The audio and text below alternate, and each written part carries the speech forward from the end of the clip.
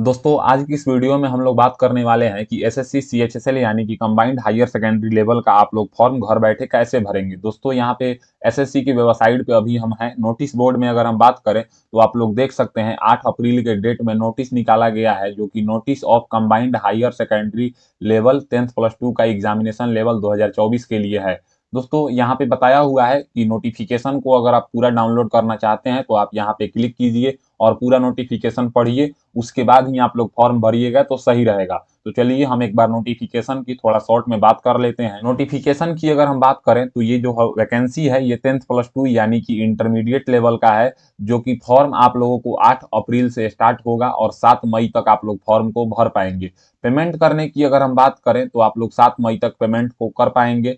यहाँ पे बोला गया है कि अगर आप फॉर्म को जो एडिट करना चाहें, करेक्शन करना चाहें, तो आप लोग 10 मई और 11 मई को जो है ना फॉर्म को एडिट कर पाएंगे। कंप्यूटर बेस्ड जो इसका एग्जाम होगा टायर 1 वो होगा जून और जुलाई में, और टायर 2 जो होगा वो अभी डेट घोषित किया जाएगा। किसी भी वैकेंसी में अप्लाई करने से पहले सैलरी बहुत जरूरी होता है, तो इसका पे स्केल बताया हुआ है कि अगर आप लोअर डिवीजन क्लर्क यानी कि एलडीसी में या यहाँ पे जूनियर सेक्रेटरी असिस्टेंट में अगर आपका सिलेक्शन होता है तो लेवल 2 यानी कि 19,900 से लेकर 63,200 की सैलरी आपको दिया जाएगा। अगर आप डाटा एंट्री ऑपरेटर में सिलेक्शन होता है अगर आपको, तो आपको 29,200 से 92,300 रुपए की सैलरी दिया जाएगा। यहाँ पे बताया हुआ है कि डाटा एंट्री ऑपरेटर ग्रेड 1 का जो पे लेवल है वो 25,500 से 81,100 रहने वाला है।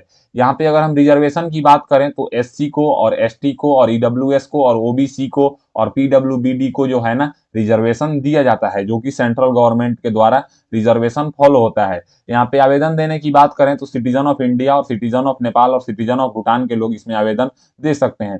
एज लिमिट की अगर हम बात करें तो बताया गया है कि 1/8/2024 को आपका एज काउंट किया जाएगा, जो कि 18 से 27 साल आपका एज होना चाहिए। यहाँ पे बताया गया है कि अगर आपका जन्म 2/8/1997 के बाद और 1/8/2006 से पहले हुआ है तो आप लोग जो है ना इसमें आवेदन दे सकते हैं। जैसा कि सेंट्रल गवर्नमेंट में रिजर्वेशन दिया जाता है एससी एसटी को 5 साल का, ओबीसी को 3 साल का, उस तरह का रिजर्वेशन इसमें भी दिया जा रहा है। उसके बाद यहाँ पे एसेंशियल क्वालिफिकेशन के बारे में बताया हुआ है, तो बोला गया है कि जो आपका क्वालिफिकेशन चाहिए वो 1/8/2024 से पहले चाहिए। बोला गया है कि फॉर डाटा एंट्री ऑपरेटर जो आपका grade 1 in ministry of consumer में बोला गया है, या affairs food and public distribution and ministry of culture में, तो बोला गया है कि 12th स्टैंडर्ड आपको पास चाहिए साइंस स्ट्रीम से विथ मैथमेटिक्स सब्जेक्ट से, तो आप इसमें आवेदन दे सकते हैं। उसके बाद यहाँ पे बोला गया है कि एलडीसी और जूनियर सेक्रेटरी असिस्टेंट और डाटा एंट्री ऑपरेटर में आपको जो है ना 12th क्लास पास चाहिए किसी भी यूनिवर्सिटी से या बोर्ड से। यहाँ पे देखिए बोला गया है कि the candidates who have passed in the 12th standard equivalent examination 1/8/2024 से पहले। तो चलिए हम इसका एक लाइव फॉर्म फिल करके दिखाते हैं ताकि आपको कोई समस्या ना आए। दोस्तों फॉर्म भरने की अगर हम बात करें तो आपको जो है ना गूगल ओपन करना है और आपको गूगल पे सर्च करना है ssc.gov.in। जैसे ही आप लोग ये लिस्ट सर्च करेंगे तो आपके सामने एसएससी का ऑफिशियल वेबसाइट आएगा, आप उसमें ओपन हो जाइएगा। ओपन होने के बाद आपको दाहिने साइड में लॉगिन और रजिस्टर का ऑप्शन दिख रहा है, तो अगर आप इस पे ऑलरेडी रजिस्टर्ड हैं ssc.gov.in के वेबसाइट पे, तो आप यहाँ पे रजिस्ट्रेशन नंबर, पासवर्ड और कैप्चा को फिल करके जो है ना लॉगिन करके अपना फॉर्म भर सकते हैं। लेकिन अगर आप रजिस्ट्रेशन नहीं किए हैं तो यहाँ पे न्यू यूजर रजिस्टर नाउ के ऊपर क्लिक करेंगे। जैसे ही आप लोग न्यू यूजर रजिस्टर नाउ के ऊपर क्लिक करेंगे तो आपके सामने यहाँ पे वन टाइम रजिस्ट्रेशन का सेक्शन खुलेगा, यानी कि ओटीआर करना है। ओटीआर आपको जो है ना 4 स्टेप में करना है, तो यहाँ पे आपको कंटिन्यू के ऊपर क्लिक करना है। अब जैसे ही आप लोग कंटिन्यू के ऊपर क्लिक करेंगे तो आपके सामने वन टाइम रजिस्ट्रेशन में सबसे पहले पर्सनल डिटेल्स खुलेगा, जिसमें आपसे 1 नंबर में पूछा जाएगा do you have an Aadhaar card, क्या आपके पास आधार कार्ड है, तो आप यहाँ पे यस करेंगे। अगर आपके पास आधार कार्ड नहीं है तो आप इसको नो करेंगे। देखिए एक आइडेंटिटी प्रूफ देना है तो मैं आपके सजेशन दूंगा कि आप लोग आधार कार्ड ही दीजिएगा। तो यस करने के बाद यहाँ पे आप लोगों को अपना आधार कार्ड का नंबर फिल करना होगा। फिर से यहाँ पे आधार कार्ड का नंबर फिल करना होगा। 2 बार इसलिए फिल कराया जाता है ताकि आपको कोई गलती फील ना हो आपसे। अगर आपके पास आधार कार्ड नहीं है तो ये वाला ऑप्शन आप अगर नो करते हैं तो यहाँ पे जो है ना टाइप ऑफ आइडेंटिटी वाला ऑप्शन है 2 नंबर वाला, ये इनेबल हो जाएगा। इसमें से आप PAN card, passport, driving licence में से कोई आईडी चूज करके दूसरा आईडी दे सकते हैं। लेकिन अगर आधार कार्ड वाला ऑप्शन यस करेंगे तो 2 नंबर वाला ऑप्शन जो है ना वो डिसेबल हो जाएगा। उसके बाद अगर हम बात करें तो आपको 3 नंबर में कैंडिडेट्स का नाम फिल करना है, जो कि 10th के सर्टिफिकेट के अकॉर्डिंग फिल करना है। फिर यहाँ पे वेरीफाई कैंडिडेट्स नेम, यानी कि फिर से अपना नाम फिल करना है। फिर 4 नंबर में पूछेगा have you ever change name, क्या आपका नाम कभी चेंज हुआ है। अगर हुआ है तो आप इसको यस करेंगे और यहाँ पे जो है ना जो चेंज नेम है उसको यहाँ पे बताएंगे। लेकिन नहीं हुआ है तो सिंपली आप इसको नो कर देंगे, तो 4 नंबर का ऑप्शन जो है ना वो डिसेबल हो जाएगा। उसके बाद अगर हम बात करें तो यहाँ पे 5 नंबर में आपसे जेंडर पूछा जाएगा। तो जेंडर यहाँ पे मेल फीमेल सभी ऑप्शन है, आप जो है वहां से सिलेक्ट कर लीजिएगा। फिर यहाँ पे आपको वेरीफाई जेंडर बताना होगा। फिर यहाँ पे 6 नंबर में डेट ऑफ बर्थ बताना होगा, जो कि आपको डेट, मंथ और ईयर के फॉर्मेट में बताना है 10th के सर्टिफिकेट के अकॉर्डिंग। फिर यहाँ पे वेरीफाई डेट, मंथ, ईयर यानी कि डेट ऑफ बर्थ बताना है। फिर 7 नंबर में आपको अपने पिताजी का नाम बताना है, जो कि 10th के सर्टिफिकेट के अकॉर्डिंग। फिर यहाँ पे वेरीफाई फादर्स नेम, यानी कि फिर से अपने पिताजी का नाम बताना है। फिर 8 नंबर में आपको जो है ना अपने माँ का नाम फिल करना है, जो कि 10th के सर्टिफिकेट के अकॉर्डिंग फिल करना है। फिर यहाँ पे वेरीफाई मदर्स नेम, यानी कि फिर से अपने माँ का नाम फिल करना है। फिर यहाँ पे 9 नंबर में जो है ना मैट्रिकुलेशन का आपका बोर्ड क्या था, आपने किस बोर्ड से जो है ना 10th क्लास का पढ़ाई किया था, वो यहाँ से आपको सिलेक्ट कर लेना है। उसके बाद अगर हम बात करें तो फिर यहाँ पे वेरीफाई मैट्रिकुलेशन बोर्ड, यानी कि फिर से आपको अपने 10वीं क्लास का बोर्ड सिलेक्ट करना है। फिर यहाँ पे 10 नंबर में आपको अपना 10th क्लास का बोर्ड रोल नंबर जो होता है ना, जो आपके मार्कशीट पे होगा या एडमिट कार्ड पे, उसको यहाँ पे फिल करना है। फिर यहाँ पे जो है ना वेरीफाई रोल नंबर, यानी कि फिर से अपना रोल नंबर फिल करना है। फिर यहाँ पे 11 नंबर में आपको ईयर ऑफ पासिंग, यानी कि आपने 10वीं क्लास जो है ना किस ईयर में पास किया है, यहाँ पे सिलेक्ट करेंगे। फिर यहाँ पे वेरीफाई ईयर ऑफ पासिंग, फिर से अपनी 10वीं क्लास का पासिंग ईयर बताएंगे। फिर यहाँ पे 12 नंबर में आपको जो है ना एजुकेशन क्वालिफिकेशन, मतलब हाईएस्ट एजुकेशन क्वालिफिकेशन आपके पास क्या है, जैसे मैट्रिकुलेशन है कि हायर सेकेंडरी है कि डिप्लोमा है कि ग्रेजुएशन है कि पोस्ट ग्रेजुएशन है कि पीएचडी है, आपके पास जो भी है वो यहाँ से सिलेक्ट करेंगे। फिर यहाँ पे वेरीफाई हायर एजुकेशन क्वालिफिकेशन आपको सिलेक्ट करना है। फिर यहाँ पे आपको 13 नंबर में कैंडिडेट्स का मोबाइल नंबर आपको यहाँ पे फिल करना है। मोबाइल नंबर फिल करने के बाद 14 नंबर में आपको अपना ईमेल आईडी फिल करना है। अब जैसे ही आप मोबाइल नंबर और ईमेल आईडी फिल कर लेंगे तो आपको जो है ना यहाँ पे दाहिने साइड में सेंड ओटीपी का ऑप्शन दिखेगा, तो आपको इसके ऊपर क्लिक कर देना है। अब जैसे ही आप सेंड ओटीपी के ऊपर क्लिक करेंगे तो यहाँ पे बोलेगा कि वैलिडेट ओटीपी इन 2 मिनट के अंदर आपको जो है ना वैलिडेट कर लेना है। ईमेल वाले ओटीपी को भी आप सेंड ओटीपी के ऊपर क्लिक कर लीजिएगा। दोनों में आपको दिखा रहा है कि आपको 2-2 मिनट के अंदर जो है ना अपना ओटीपी वैलिडेट कर लेना है। जैसे ही आप अपना मोबाइल नंबर वाला ओटीपी मोबाइल नंबर के नीचे यहाँ पे इंटर ओटीपी लिखा हुआ है इसमें फिल कर लेंगे और ईमेल का ओटीपी इंटर ओटीपी में लिखेंगे। उसके बाद वैलिडेट का ऑप्शन आएगा, आप वैलिडेट के ऊपर क्लिक करेंगे तो यहाँ पे मोबाइल का ओटीपी वैलिडेट हो जाएगा। उसके बाद ईमेल के ओटीपी के बगल में वैलिडेट के ऑप्शन पे क्लिक करेंगे, आपका वैलिडेट हो जाएगा। उसके बाद आपको यहाँ पे सेव एंड नेक्स्ट के ऊपर क्लिक करना है। अब जैसे ही आप सेव एंड नेक्स्ट के ऊपर क्लिक करेंगे तो बोलेगा पर्सनल डिटेल्स सबमिटेड सक्सेसफुली, आप इसको ओके कीजिएगा। अब जैसे ही आप लोग इसको ओके करेंगे तो यहाँ पे जो है ना आपको एक रजिस्ट्रेशन नंबर क्रिएट होकर मिला है। ये रजिस्ट्रेशन नंबर आपका परमानेंटली रजिस्ट्रेशन नंबर रहेगा। इसी रजिस्ट्रेशन नंबर से आप सभी यानी कि एसएससी, सीएचएसएल, सीजीएल और MTS, SSC GD, SSC JE, SSC CPO का फॉर्म भर पाएंगे। तो आप यहाँ पे कंटिन्यू के ऊपर क्लिक कीजिएगा। कंटिन्यू के ऊपर क्लिक करेंगे तो जो रजिस्ट्रेशन नंबर आपको वहां पे दिखाई दे रहा था उस रजिस्ट्रेशन नंबर को यहाँ पे फिल कर लेना है और पासवर्ड जो आपको ईमेल आईडी पे और मोबाइल नंबर पे भेजा गया है वो 1 टाइम पासवर्ड है, उसको यहाँ पे फिल करना है। ये फिल करने के बाद जो कैप्चा दिखाई दे रहा है इसको यहाँ पे फिल कर लीजिएगा और फिल करने के बाद साइन इन के ऊपर क्लिक कीजिएगा। अब जैसे ही आप साइन इन के ऊपर क्लिक करेंगे तो यहाँ पे बोलेगा please set a new password, यानी कि वो जो पासवर्ड से आप लॉग इन किए हैं वो आपका 1 टाइम पासवर्ड है। अब जो आप लॉग इन करके पासवर्ड बनाएंगे ये आपका परमानेंटली पासवर्ड होगा, यानी कि इसी पासवर्ड से जो है ना आप अब भविष्य में लॉगिन कर पाएंगे। तो वर्ल्ड पासवर्ड यहाँ पे पूछ रहा है, तो जो आपके मोबाइल नंबर और ईमेल आईडी पे गया है उसको आप इस सेक्शन में लिखेंगे। फिर यहाँ पे न्यू पासवर्ड में आपको नया पासवर्ड बनाना है। अगर नया पासवर्ड की हम बात करें, बोला गया है कि पासवर्ड जो होगा वो मिनिमम 8 कैरेक्टर का होना चाहिए, जिसमें एक अपर केस होना चाहिए, उसके बाद एक लोअर केस होना चाहिए और एक नंबर होना चाहिए और एक स्पेशल कैरेक्टर होना चाहिए।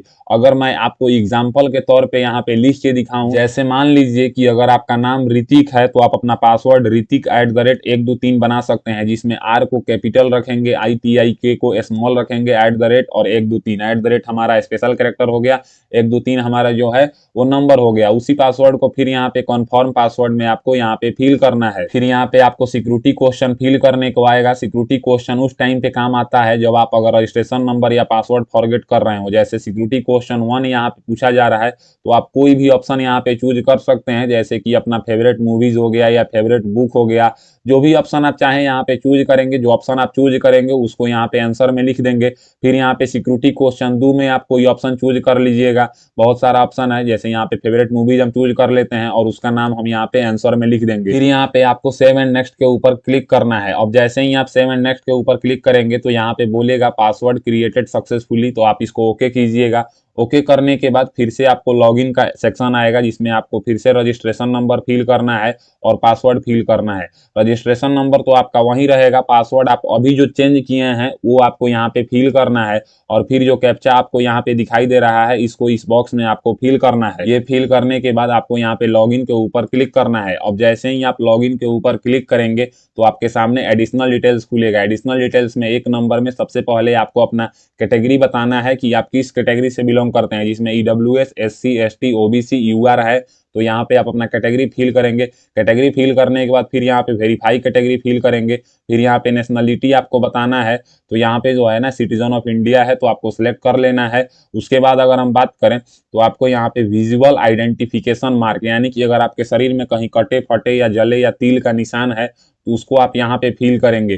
फिर यहाँ पे बोलेगा कि are you person with benchmark disability, कि आप डिसेबिलिटी में हैं तो यस करेंगे और यहाँ पे टाइप ऑफ डिसेबिलिटी बताएंगे कि आप HH हैं कि OH हैं कि अदर्स हैं कि VH हैं। अगर आप डिसेबिलिटी कैंडिडेट्स नहीं है तो सिंपली आप इसको अगर नो कर दिए रहेंगे तो ये सब ऑप्शन जो है ना आपका डिसेबल हो जाएगा। जैसे कि सर्टिफिकेट नंबर हो गया, तो हम डिसेबल कैंडिडेट्स नहीं है तो हम सिंपली इसको नो कर देंगे। फिर यहाँ पे बोलेगा आपको परमानेंट एड्रेस। अब देखिए परमानेंट एड्रेस में अगर हम बात करें तो आप अगर गांव से बिलोंग करते हैं तो आप village, post, police station, district इस तरह से आप फिल कर लीजिएगा। और यहाँ पे जो है ना अपना राज्य का नाम आपको चूज कर लेना है। जिस राज्य से आप बिलोंग करते हैं उस राज्य में आप किस डिस्ट्रिक्ट से बिलोंग करते हैं ये आप बताएंगे और यहाँ पे अपना पिन कोड फिल करेंगे। फिर यहाँ पे 7 नंबर में बोलेगा is present address same as permanent address, क्या आपका परमानेंट एड्रेस और प्रेजेंट एड्रेस सेम है। अगर सेम है तो सिंपली आप इसको यहाँ पे यस कर देंगे। अगर सेम नहीं है तो आप इसको यहाँ पे नो रहने देंगे और यहाँ पे अलग अलग जो एड्रेस है उसको आप यहाँ पे फिल कर लीजिएगा। ये सब फिल करने के बाद आपको यहाँ पे सेव एंड नेक्स्ट के ऊपर क्लिक करना है। अब जैसे ही आप लोग सेव एंड नेक्स्ट के ऊपर क्लिक करेंगे तो बोलेगा एडिशनल डिटेल सेव सक्सेसफुली, तो आप इसको ओके कर दीजिएगा। ओके करने के बाद यहाँ पे 1 टाइम रजिस्ट्रेशन डिक्लेरेशन खुलेगा, तो जिसमें आपको यहाँ पे जो है ना आई एग्री के ऊपर क्लिक कर देना है, जो कि टर्म एंड कंडीशन है। अगर आप चाहें तो यहाँ पे प्रीव्यू OTR के ऊपर क्लिक करके अपना पूरा OTR डिटेल्स देख सकते हैं और यहाँ पे प्रिंट का ऑप्शन है, आप इसको प्रिंट भी कर सकते हैं। तो यहाँ पे जो है ना डिक्लेरेशन टिक करने के बाद यहाँ पे डिक्लेयर के ऊपर आप क्लिक कीजिएगा। डिक्लेयर के ऊपर क्लिक करते ही बोलेगा डिक्लेरेशन सबमिटेड सक्सेसफुली, आप इसको ओके कर दीजिएगा। अब जैसे ही आप लोग इसको ओके करेंगे OTR यानी कि 1 टाइम रजिस्ट्रेशन करने के बाद आपके सामने कुछ इस तरह का डिटेल्स खुलता है, जिसमें आपका पूरा डिटेल्स दिखाया जाता है।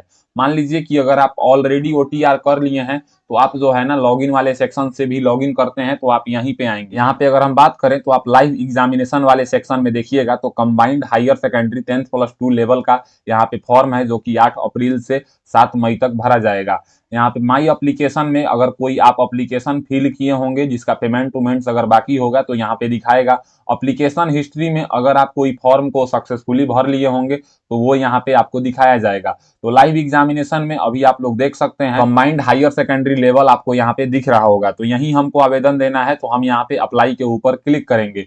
जैसे ही हम लोग अप्लाई के ऊपर क्लिक करेंगे तो यहाँ पे बोला गया है कि फॉर्म भरने से पहले परीक्षा का नोटिस अवश्य पढ़ें, आवेदन पत्र भरते समय सावधानी से बरतें और सही जानकारी प्रदान करें। तो यहाँ पे हम फिल फॉर्म के ऊपर क्लिक करेंगे। अब जैसे ही हम फिल फॉर्म के ऊपर क्लिक करेंगे तो यहाँ पे हमारे सामने पर्सनल डिटेल्स खुलेगा। इस पर्सनल डिटेल्स में बोला गया है कि इंफॉर्मेशन का जो कॉलम है ना वो कॉलम नंबर 1 से लेकर 18 तक जो है ना ऑटोमेटिक आपका जो है ना 1 टाइम रजिस्ट्रेशन से जो आप फिल किए हैं वही डाटा यहाँ पे दिखाया जा रहा है। नया डाटा इसमें कोई भी आपको फिल नहीं करने का ऑप्शन आएगा। अगर आप यहाँ पे कोई डाटा सुधार करना चाहते हैं तो आपको जो है ना वन टाइम रजिस्ट्रेशन का एडिट करना होगा, तभी आप यहाँ पे जो है ना डाटा को बदल सकते हैं। डाटा उन्हीं लोगों को बदलना है जिनका गलत है। अगर आपका सारा डाटा सही है तो आप इसको नेक्स्ट करेंगे। नेक्स्ट करने के बाद यहाँ पे बोलेगा कि पर्सनल डिटेल सेव सक्सेसफुली, आप इसको ओके कीजिएगा। ओके करने के बाद आपसे यहाँ पे एजुकेशन डिटेल्स खुलेगा। एजुकेशन डिटेल्स में आपको 19 नंबर भरना है, जैसे कि हाईएस्ट एजुकेशन क्वालिफिकेशन। आपका हाईएस्ट क्वालिफिकेशन क्या है, मैट्रिकुलेशन है कि हायर सेकेंडरी है कि यहाँ पे डिप्लोमा है कि ग्रेजुएशन है कि पोस्ट ग्रेजुएशन है। आपके पास जो भी है वो यहाँ से सिलेक्ट करेंगे। जो आप सिलेक्ट करेंगे उसके बाद यहाँ पे 20 नंबर में बोलेगा कि details of qualifying education qualification.